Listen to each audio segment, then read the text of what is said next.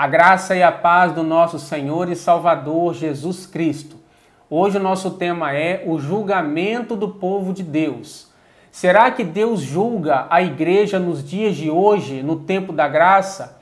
E se Ele julga, quais seriam os motivos que levam a esse julgamento? E qual seria a finalidade, o propósito de Deus em julgar o seu povo? Nós vamos ver aqui então, primeiro, alguns textos que nos respaldam que Deus, Ele julga. Desde a criação da sua igreja, Ele desde então tem julgado o seu povo. Então nós vamos ler aqui na carta de Pedro o seguinte: não sofra, porém, nenhum de vós como assassino, ou ladrão, ou malfeitor, ou como quem se intromete em negócios de outrem. Mas se sofrer como cristão, não se envergonhe disso, antes glorifique a Deus com esse nome. Porque a ocasião de começar o juízo pela casa de Deus é chegada. Ora, se primeiro vem por nós, qual será o fim daqueles que não obedecem ao Evangelho de Deus? 1 Pedro 4. Então chegou o momento de Deus julgar a sua igreja. Desde quando? Desde o tempo dos apóstolos, desde a criação da igreja. E até hoje, nos dias de hoje, Deus permanece julgando. Paulo vai dizer assim no capítulo 11 da primeira carta aos Coríntios: eis a razão porque há entre vós muitos fracos e doentes, e não poucos que dormem. Porque se nos julgássemos a nós mesmos, não seríamos julgados. Mas, quando julgados, somos disciplinados pelo Senhor, para não sermos condenados com o mundo. Veja, Paulo aqui está falando uma ocasião em que os irmãos, a igreja de Corinto, estava tomando a ceia de maneira indigna. Eles não estavam discernindo o corpo de Cristo, não estavam esperando até que todos chegassem para ceiar.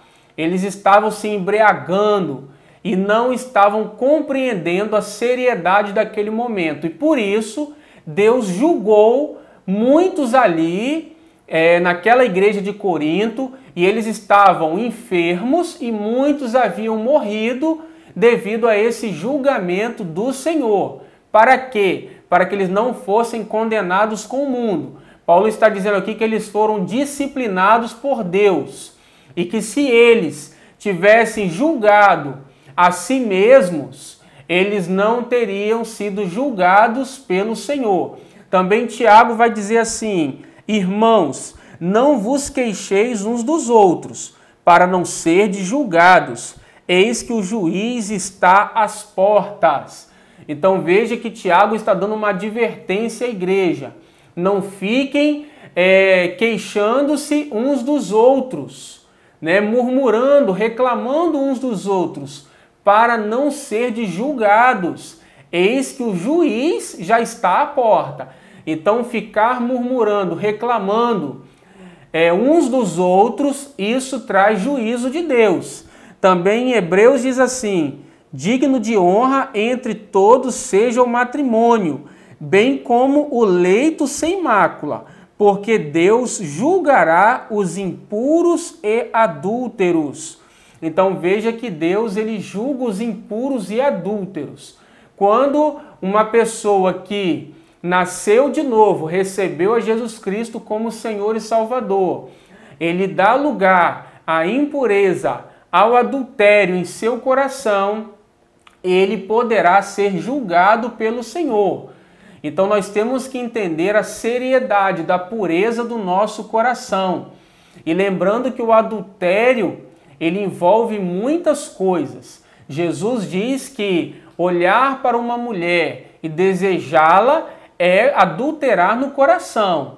Então, quando o servo de Deus dá lugar à pornografia e não permite o Senhor trabalhar, purificar o seu coração, ele pode sim ser julgado pelo Senhor. A Bíblia está dizendo isso. Agora, nós temos que entender que esse julgamento que Deus faz da igreja, dos filhos dele, não é uma condenação ao inferno, não é uma condenação eterna. Porque em Romanos, no capítulo 8, versículo 1, Paulo diz diz o seguinte: pois agora nenhuma condenação há para aqueles que estão em Cristo Jesus. Então, aqueles que nasceram de novo, eles não podem ser condenados por Deus. Por quê? O Senhor já nos justificou em Cristo. A Bíblia também diz o seguinte: bem-aventurado o homem a quem o Senhor jamais imputará pecado. Então, o Senhor, ele não imputará. Pecado significa, ele não nos condenará ao inferno devido aos erros, aos pecados que nós cometemos hoje após nascermos de novo. Paulo diz assim ainda: concluímos, pois, que o homem é justificado pela fé, independentemente das obras da lei. Outra vez ele diz: e é assim também que Davi declara ser bem-aventurado o homem a quem Deus atribui justiça, independentemente de obras. Então veja que o Senhor, ele atribui justiça a nós independentemente de obras.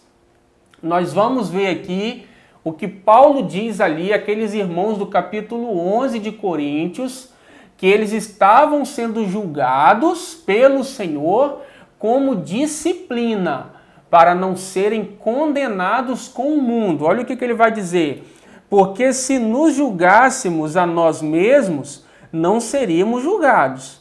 Mas quando julgados, somos disciplinados pelo Senhor, para não sermos condenados com o mundo. Então o Senhor, antes que esse filho venha apostatar da fé, venha se desligar de Cristo e perca a sua salvação, o Senhor disciplina, ele julga para nós não sermos condenados com o mundo. Então Paulo está deixando muito claro aqui que aqueles irmãos que foram julgados como? Por meio de enfermidades e por meio de uma morte prematura. Então, Deus, como ele julga?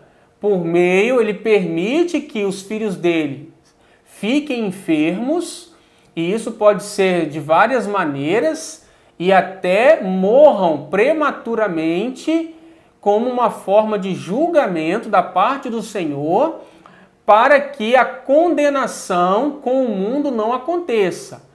No capítulo 5 de Coríntios, também na primeira carta, Paulo vai falar sobre um homem que estava em ato de adultério naquela igreja. E ele estava adulterando com a sua madrasta. E Paulo diz: vocês estão ensoberbecidos e permitiram que esse homem continuasse no meio de vocês, estando em adultério. Então eu oro ao Senhor, eu entrego a Deus, juntamente com vocês, esse homem, a Satanás, para que ele seja morto no corpo, para que o espírito dele seja salvo no último dia. Então veja que aquele homem, ele foi entregue a Satanás por Paulo e pela igreja, ele foi julgado ali pelo Senhor, para que ele fosse morto por Satanás, para que no último dia o espírito dele fosse salvo. Olha bem o que diz o texto. Geralmente se ouve que há entre vós fornicação, e fornicação tal que nem ainda entre os gentios se nomeia, como é haver que possua a mulher de seu pai. Estais ensoberbecidos, e nem ao menos vos entristecestes por não ter sido dentre vós tirado quem cometeu tal ação. Eu, na verdade, ainda que ausente no corpo, mas presente no espírito, já determinei, como se estivesse presente, que o que tal ato praticou, em nome de nosso Senhor Jesus Cristo, juntos vós e o meu espírito, pelo poder de nosso Senhor Jesus Cristo, seja este tal entregue a Satanás, para a destruição da carne, para que o espírito seja salvo no dia do Senhor Jesus. Veja que aquele homem, ele não perdeu a salvação dele, mas ele morreu prematuramente devido àquele adultério que ele estava cometendo. Então o Senhor julga. Então muito sofrimento acontece no meio do povo de Deus, tá? devido ao julgamento do Senhor. Nós vimos aqui que Tiago diz: não vos queixeis uns dos outros, não fiquem murmurando uns dos outros, para não serem julgados. Eis que o juiz já está à porta. Então devemos levar a sério que nós temos um justo juiz, tá? Também a Bíblia diz o seguinte, em João, no capítulo 15, ele diz, Jesus nos ensina: eu sou a videira verdadeira e meu Pai é o agricultor. Todo ramo que, estando em mim, não der fruto, ele o corta. E todo que dá fruto, limpa, para que produza mais fruto ainda. Esse versículo aqui, ele é pouco compreendido, ele não é compreendido por muitas pessoas. Jesus, nesse capítulo 15 de João, ele está falando a respeito de 3 pessoas diferentes. A primeira delas é aquele que produz fruto, é o Filho de Deus que produz fruto. A esse o Senhor limpa, para que produza mais frutos. A segunda pessoa é aquele Filho de Deus que não produz fruto. Esse é cortado. E a terceira pessoa está lá no versículo 6, que Jesus diz: aquele que não permanece em mim, esse seca e é lançado no fogo. Então, a segunda pessoa aqui, aquele que não produz fruto, ele é cortado. Esse corte é a morte prematura. Porque também no capítulo 53 de Isaías, a Bíblia diz que Jesus foi cortado da terra dos viventes. Então, como que ele foi cortado da terra dos viventes? Ele morreu por nós. Agora, ele não foi condenado ao inferno. Jesus, ele morreu, mas ele ressuscitou no terceiro dia. Então, também esse que é cortado aqui é aquele que permanece em Jesus. Jesus diz: aquele que está em mim e não produz fruto, o Pai corta. E quando ele diz que aquele que está nele, ele não pode jogar essa pessoa ao inferno. Por quê? No capítulo 6 desse mesmo livro de João, Jesus diz: aquele que o Pai me der, vem a mim, e de maneira alguma lançarei fora. Então, aqueles que estão em Cristo, ele não pode jogar fora, lançar no inferno. Então, ele faz o que? Ele corta. Então, essa palavra que Jesus diz: aquele que está em mim e não produz fruto, o Pai corta. Veja, se nós estamos em Cristo, nós não podemos ser lançados ao inferno. Por quê? Porque aquele que vem a mim, eu de maneira alguma lançarei fora. Tá? Agora, lá no versículo 6, ele vai dizer daquele que é apostata, aquele que comete o pecado para a morte. Esse João diz na sua carta que nós não devemos orar por esse, aquele que comete o pecado para a morte. Ou seja, aquele que está lá em Hebreus, descrito em Hebreus, quando diz que ele blasfemou contra o Espírito Santo. Ele apostatou da fé. Ele pisou aos pés o Filho de Deus. Ele profanou o sangue da aliança e ultrajou o Espírito da graça. Para esses não existe mais perdão de pecados. Ele apostatou da fé. Ele se divorciou. Apostatar significa isso. Divorciar de Deus, né? Apostatar. Então ele se separou, ele negou a Cristo depois que ele nasceu de novo, ele conheceu os dons espirituais, ele conheceu a revelação das coisas celestiais, mas ele abandonou a fé. Esse está no versículo 6 aqui. Ele seca, ele não permanece mais em Cristo e seca. Esse é lançado no fogo. Então nós temos que entender que quando uma pessoa é julgada por Deus, ele pode morrer prematuramente, tá? Ele pode também desenvolver algumas enfermidades como consequência de uma permanência, de uma insistência no erro, no pecado. Agora, nós temos que entender que Deus, ele é misericordioso.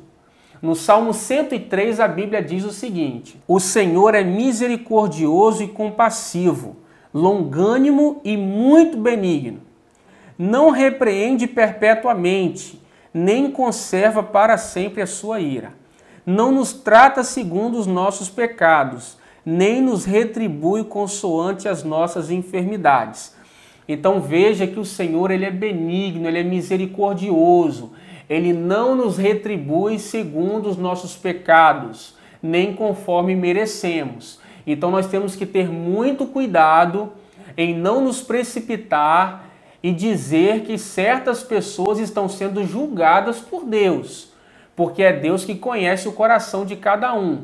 Muitos sofrem devido a não compreender aquilo que Cristo fez por eles, por não compreender a bondade de Deus, o amor de Deus, pela falta de conhecimento. A Bíblia diz: o meu povo perece porque lhes falta conhecimento. Então nós não devemos nos precipitar em dizer que pessoas estão sendo julgadas por Deus, se Deus não nos revelou isso, tá? Nós vamos ver aqui também como nós podemos evitar não sermos julgados pelo Senhor, porque Deus não quer nos julgar. Paulo disse: se vocês julgassem a vocês mesmos, vocês não seriam julgados pelo Senhor, né? Então por isso que ele diz: examine cada homem a si mesmo e tome da ceia. Lá no capítulo 11 de Coríntios ele fala que nós não devemos deixar de tomar a ceia, mas devemos julgar a nós mesmos, nos arrependermos, deixarmos os nossos erros, e então o Senhor não nos julgará. Por quê? Porque ele é longânimo, ele é muito benigno. Então o Senhor, o pensamento que ele tem a nosso respeito não é pensamento mau, mas um bom pensamento para nos dar o fim que esperamos, né? É isso que a Bíblia diz a respeito de nós, que o Senhor tem planos de paz a nosso respeito. Jesus disse: eu vim para que vocês tenham vida e as tenham em abundância. Então o desejo de Deus é que nós tenhamos vida com abundância, tá? João 15 diz assim: nisto é glorificado o meu Pai, em que deis muito fruto, e assim vos tornareis meus discípulos. Então veja que o Senhor, ele quer que demos frutos. Ele fala: aquele que produz fruto, o Pai poda, ele não corta. Então também Jesus vai dizer aqui no versículo 16: não fostes vós que escolhestes a mim, mas eu escolhi a vós e vos nomeei para que vades e deis fruto, e o vosso fruto permaneça, a fim de tudo quanto pedides ao Pai, ele vos conceda. Então, quando nós damos fruto e o nosso fruto permanece, tudo que nós pedimos ao Pai, ele nos concede. É isso que Jesus está dizendo no capítulo 15. Também a Bíblia diz: se guardardes os meus mandamentos, permanecereis no meu amor, do mesmo modo que eu tenho guardado os mandamentos de meu Pai, e permaneço no seu amor. Tenho-vos dito isto, para que a minha alegria permaneça em vós e a vossa alegria seja completa. O meu mandamento é este, que vos ameis uns aos outros, assim como eu vos amei. Então Jesus está dizendo: se vocês guardarem os meus mandamentos, permanecerão no meu amor. Assim como eu tenho guardado os mandamentos de meu Pai, eu permaneço no seu amor. O meu mandamento é este, que vocês amem uns aos outros. Então, quando nós amamos uns aos outros, nós permanecemos no amor de Jesus Cristo. Então, o amor de Deus, andar no amor de Deus, nos livra do julgamento do Senhor. Nós vimos que Tiago diz: irmãos, não fiquem se queixando uns dos outros, murmurando, para não serdes julgados. Eis que o juiz está à porta. Também no Salmo 34 diz o seguinte: vinde, filhos, e escutai-me, e vos ensinarei o temor do Senhor. Quem é o homem que ama a vida e quer longevidade para ver o bem? Refreia a língua do mal, e os lábios de falarem dolosamente. Aparta-te do mal e pratica o que é bom. Procura a paz e empenha-te por alcançá-la. Os olhos do Senhor repousam sobre os justos, e os seus ouvidos estão abertos ao seu clamor. O rosto do Senhor está contra os que praticam o mal, para lhes extirpar da terra a memória. Então o salmista aqui, Davi, no Salmo 34, está nos ensinando o que é o temor do Senhor. Ele diz: vinde, filhos, e eu vou ensinar o temor do Senhor para vocês. Vocês querem amar a vida e ter longevidade, ou seja, viver muito tempo? Então apartem-se do mal e desviem os lábios de vocês de falarem dolosamente. Talvez você diga: mas isso é o Velho Testamento, isso não vale mais para o tempo da graça. Então vamos ver o que Pedro diz aqui na sua carta. Finalmente, sede todos de igual ânimo, compadecidos, fraternalmente amigos, misericordiosos, humildes, não pagando mal por mal ou injúria por injúria, antes pelo contrário, bendizendo, pois para isto mesmo fostes chamados, a fim de receberdes bênção por herança. Pois quem quer amar a vida e ver dias felizes, refreie a língua do mal, e evite que os seus lábios falem dolosamente. Aparte-se do mal, pratique o que é bom, busque a paz e empenhe-se por alcançá-la, porque os olhos do Senhor repousam sobre os justos, e os seus ouvidos estão abertos às suas súplicas. Mas o rosto do Senhor está contra aqueles que praticam males. Veja que Pedro está citando o Salmo 34. Ele está dizendo: sejam misericordiosos, não fiquem falando mal das pessoas. Pelo contrário, façam o bem, apartem a língua de vocês de falarem dolosamente, porque assim vocês amarão a vida e terão dias felizes. Porque o Senhor é contra aqueles que praticam o mal, mas Ele é benigno, para aqueles que agem com amor. Então veja que Pedro está citando o Salmo 34. Também nós vamos ver que uma maneira de agradar a Deus, uma forma de agradar a Deus e não sermos julgados por Ele, é caminhar no Espírito Santo.